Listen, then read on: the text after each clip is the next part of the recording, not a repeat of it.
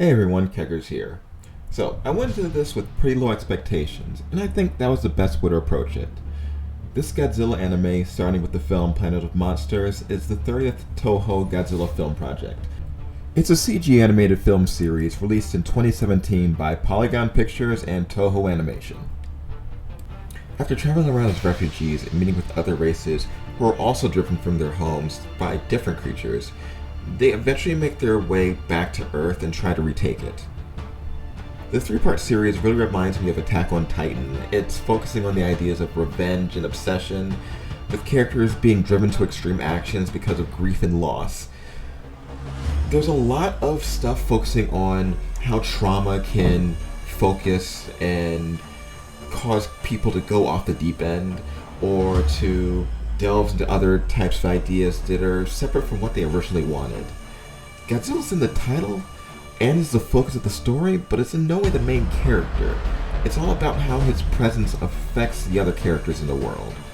In this story, Godzilla truly is a force of nature. The action in the series is very loud and bombastic. Constant shots of lasers, machine guns, ships zipping around all over the place. Lots of battling small creatures, where Godzilla is more this monolithic creature off in the distance. When he shows up, shit happens, but he's usually not there. As I said, the plot's driven by the main character, Haru Sakai, and I'm someone who really thinks that a proper kaiju film needs a strong human central focus as a character. You cannot just rely on the big monsters to be big and bad, explosive, and destroy stuff. If you don't have a character that you can follow, that you can care about, who's small and squishy, then you really lost me. And when I was saying before this reminds me of Attack on Titan, he pretty much just is Eren Yeager, at least at the start.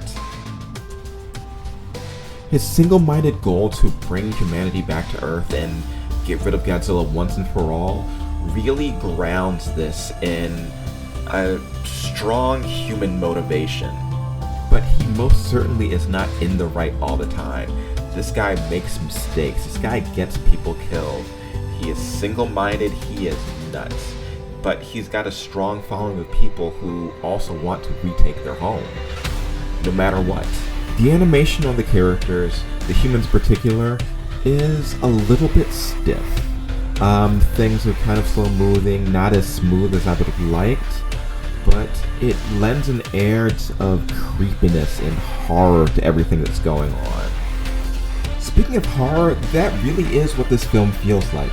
It feels like a series of horror films strung together by the narrative of Godzilla. As a force, he's never been as frightening to me. Well, okay, Shin Godzilla. Shin Godzilla is its own thing. But in terms of what they're going for here, this is the most frightening he's felt. And especially once we get to the third film, the horror just goes off the charts and it becomes some nightmare fuel. All in all, a great series of films on Netflix you can see whenever you want. Lots of twists and turns. Great creature designs, the most horrific Godzilla outside of Shin, and yeah, it's enjoyable. I'm glad I saw it. I'm glad that I ignored a lot of people saying it was terrible. Watch it, enjoy it, and I'll see you next time.